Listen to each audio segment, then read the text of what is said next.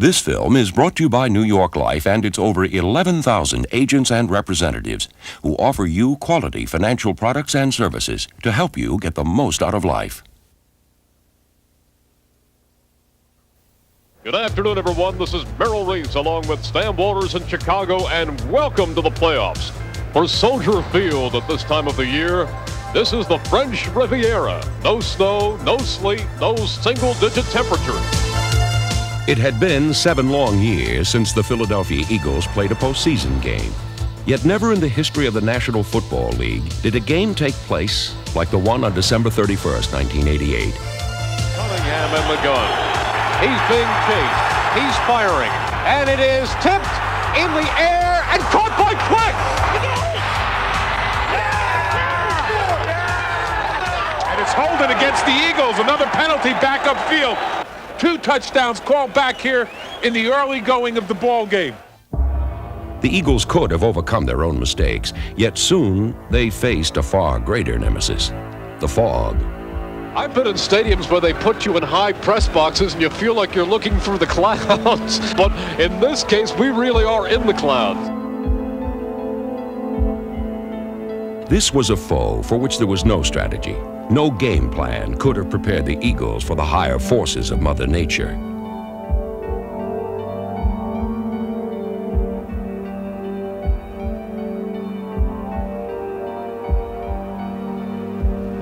Cunningham looking, he fires the pass, and it is intercepted. It may be intercepted by the Bears, as Cunningham evidently fired into the fog and was picked off that time by the Bears, and that could do it right there. The Eagles were not victorious on this day, yet not even the fog could obscure what this team achieved during a shining 1988 season, a season in which the exciting, unpredictable Eagles embodied the theme, living on the edge. Eagles for the 3rd straight week get an early home. Eagles need a miraculous comeback here. This one is not over yet, and there is life.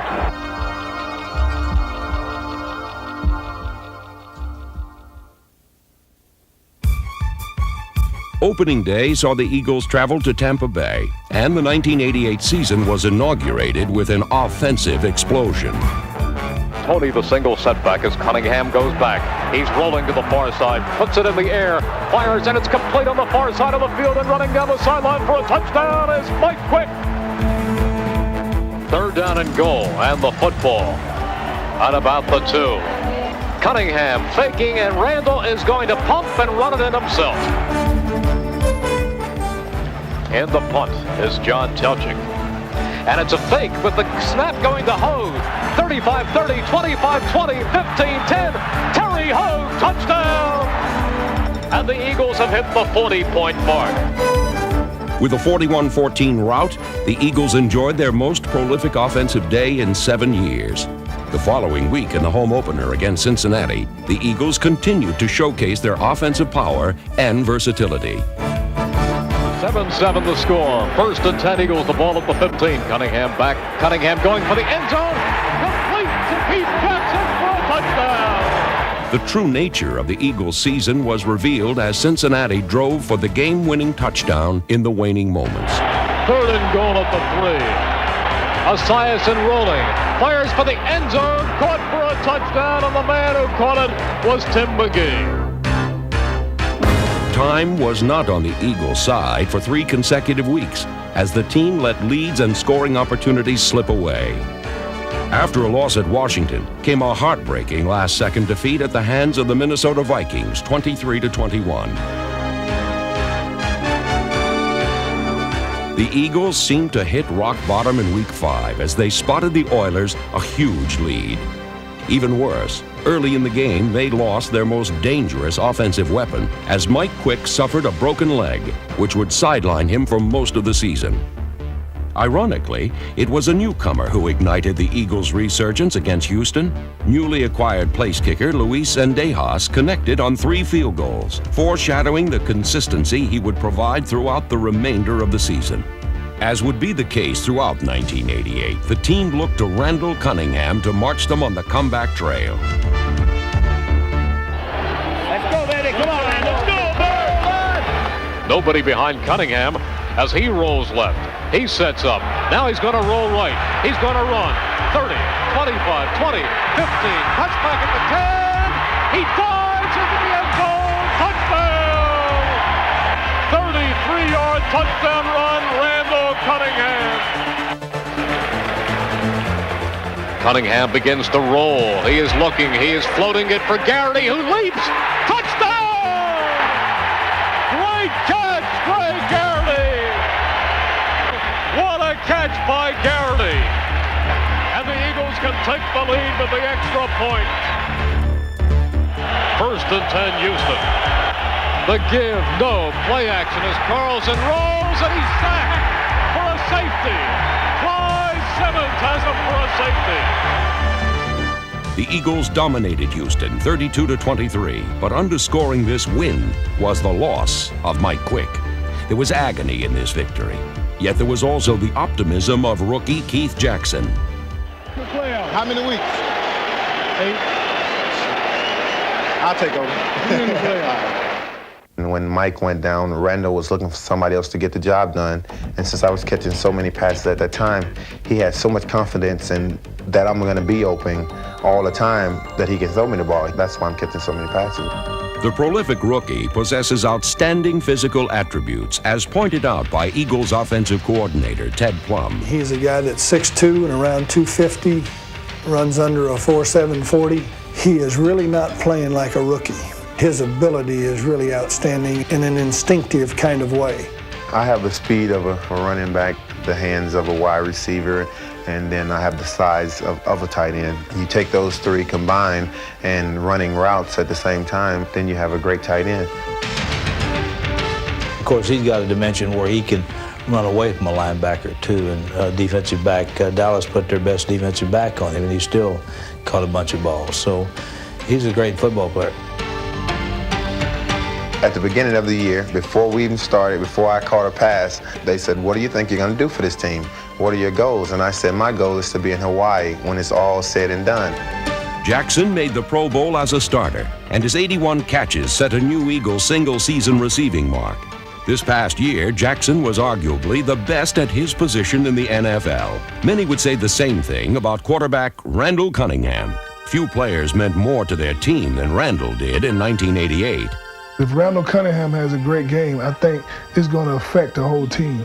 He can take this team a long way because he's in that important position. Randall redefined the meaning of an all-purpose player. He threw 24 touchdown passes. He rekindled memories of his days as an All-American punter.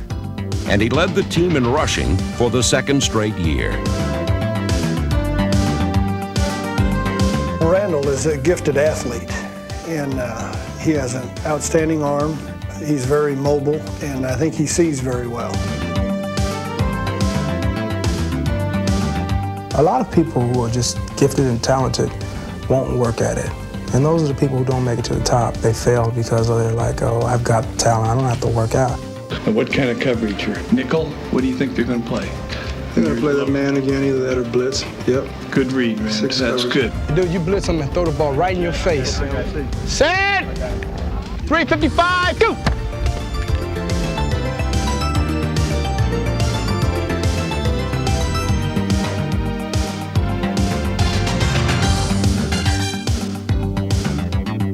I've always said to myself, as long as I work hard and do whatever it takes to win, that'll put excitement into the game.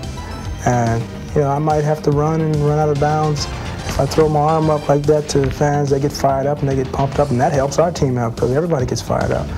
So I think that's really what's unique about me, is that besides working hard and trying to accomplish something, just going out and having fun.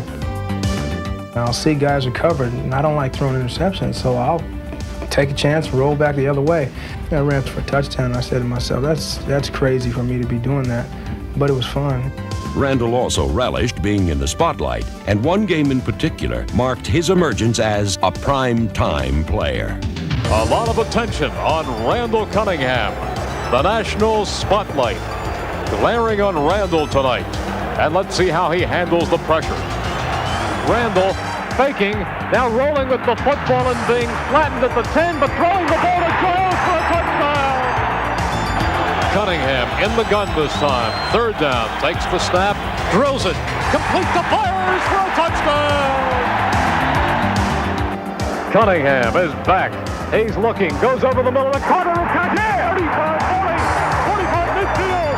Chris Carter's gonna go!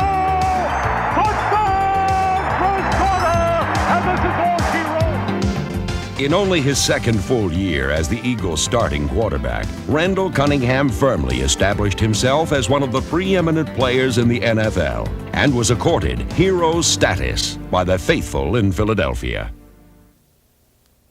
But you just know if things are going bad for you, if you can just hang in there and maybe, just play for 60 minutes, Randall might get hot and win a game.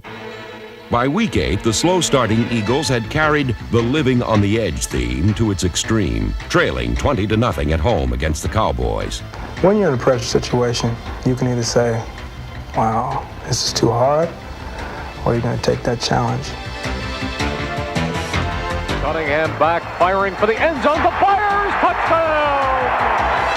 Cunningham in the shotgun. The give goes inside, churning his way up the middle is Tony for a touchdown! Anthony Tony for a touchdown! They did it on the ground. It's 23-17. The Eagles are one touchdown back, and an extra point would give them a lead. This is the game right here. It's 4th and 5. The ball at the Cowboys 15. 26 seconds to go. The Eagles can win it or lose it right here. He fires, completes the pass, and being tackled down at the 1 is Garrity. The clock is ticking. Here we go. Randall. He puts it in the air. Touchdown! Tony! Touchdown! Tony! Cunningham to Tony with 4 seconds left. They're going crazy! They're going crazy here at the bench as Cunningham hits Tony. The success of the Eagles' offense was impressive, considering they were without their 5-time Pro Bowl receiver Mike Quick. Number 82 still hauled in 4 touchdowns and made the one-handed catches, which are his trademark. While Quick was out, Ron Johnson, Greg Garrity, and Chris Carter, number 80, filled in admirably. Carter tied Keith Jackson for the team lead in touchdown receptions with 6.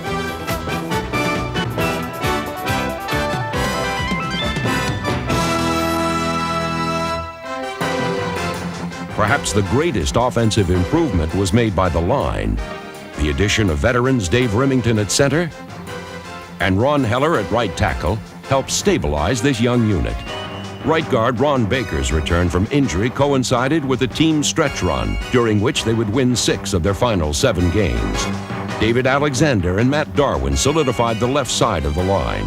With support from Ben Tamburello, Ken Reeves, and Reggie Singletary, the offensive line turned in their finest performance of the year against the Los Angeles Rams in Week 10. They opened up holes for Anthony Tony and held off the league's top pass rushers, allowing Randall Cunningham time to deliver the ball to Keith Byers, who showed why he was the team's second leading receiver. Meanwhile, the Philadelphia defense shut down the potent Ram attack, sacking Jim Everett 3 times and intercepting him on 4 occasions. But the Eagles found themselves clinging to the lead, and the biggest theft was turned in when it counted the most. This is the big play right here. Back goes Everett again. He's being chased. He's being hit as he fires the football.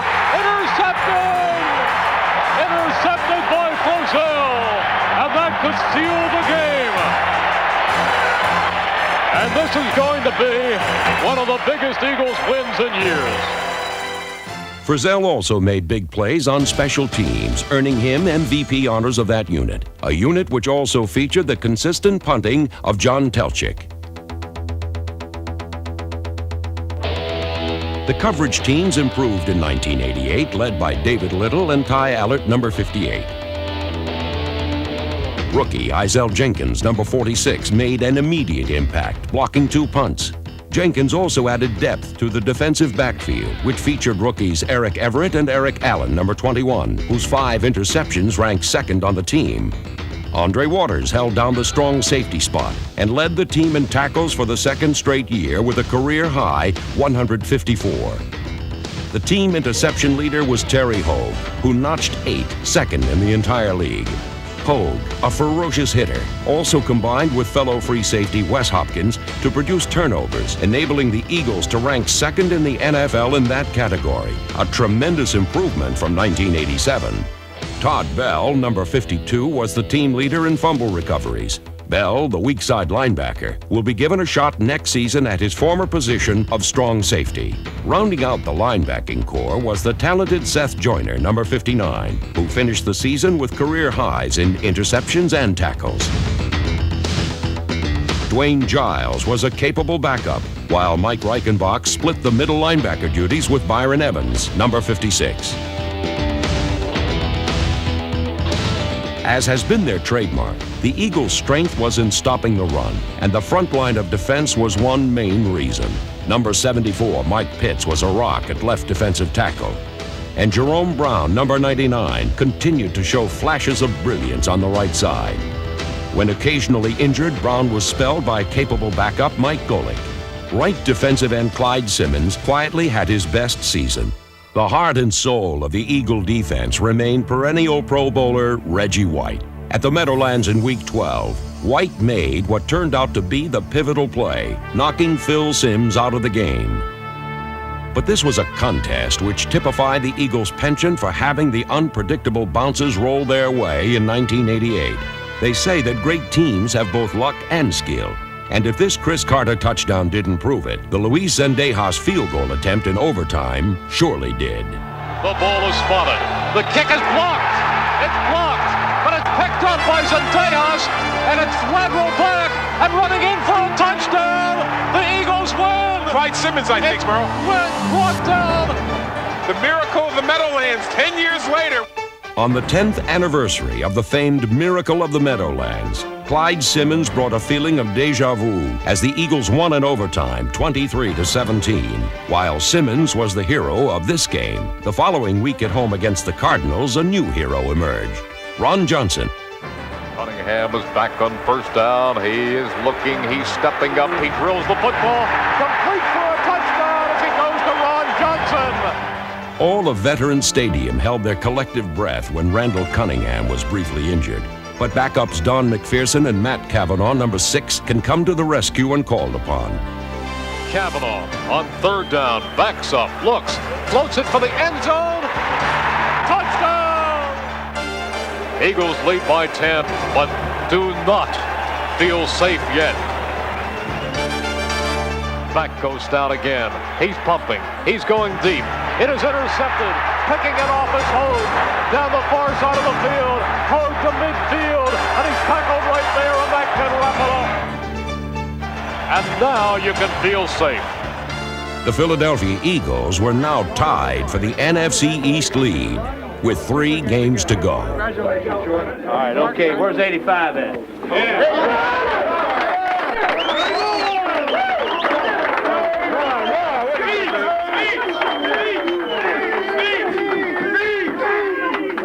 John Telchik, you imitate me again, I'm going to knock you out.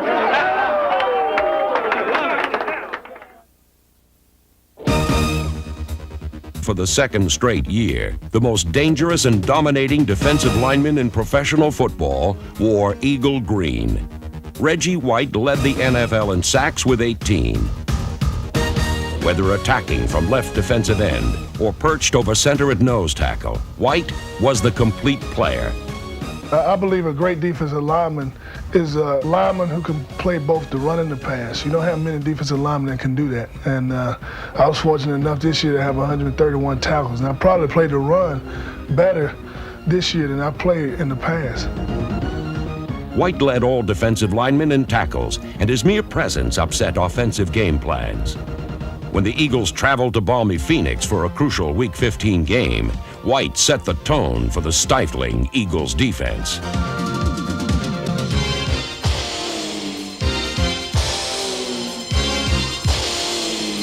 Philadelphia cruised to a 21-0 first quarter lead, propelled by Keith Byers' 52-yard jaunt, the team's longest run from scrimmage of the year.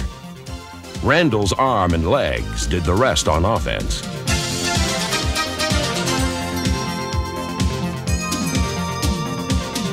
Cunningham back, he's looking now, he's going to run across the 15, across the 10, at the 5, cuts inside, touchdown Cunningham! The Eagles hung on to win 23-17 with one crucial game left to determine their playoff life. Buddy Ryan took his team to Dallas in a must-win situation. Yet even an Eagles win would not guarantee a playoff berth. Still, there was no margin for error. The Eagles responded with their finest performance of the season.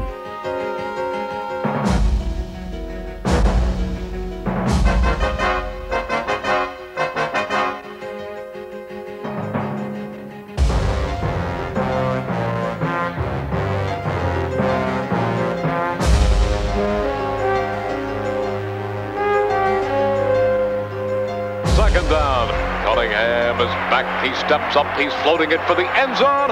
Touchdown, Mike Quick! Cunningham to Mike Quick, who ran a corner pattern, and Cunningham put it on the numbers. The Eagles prevailed, but awaited the outcome of another game, which was of equal importance. O'Brien is going back. He's floating it for the end zone. As he goes to Al Toon in the corner of the end zone. And down on the field, the Eagles just need to score on the monitors. The Eagles just need to score that the Jets have scored to take a 27-20 lead with less than a minute to play. The Philadelphia Eagles are the NFC Eastern Division champions. In only his third season as head coach, Buddy Ryan had built a winner, a playoff-bound team which could be counted amongst the NFL's elite. A team in the coach's own image, feisty and formidable. A team for which few challenges were insurmountable, few goals unattainable. 1988 was a season of triumph for the Philadelphia Eagles, a team which succeeded by living on the edge. At midseason, the Eagles paused to honor their proud past. Inducted into the team's honor roll were wide receiver Tommy McDonald and linebacker Bill Bergey. The 1948 and 49 championship squads were also honored, with the spotlight on Hall of Famer Steve Van Buren, who had battled to overcome a recent stroke and heroically attended the ceremonies. This video is part of a complete blockbuster lineup of NFL films capturing pro football's greatest plays and biggest heroes with crunches, follies, highlights, and Super Bowl hits, plus new releases each season. We've got action-packed videos of every superstar team in the NFL. Call 1-800-NFL-TAPE now for a free catalog and order your NFL hit today. Or look for NFL films at your nearby video store. The season's never over with NFL Films and Fox Hills Video.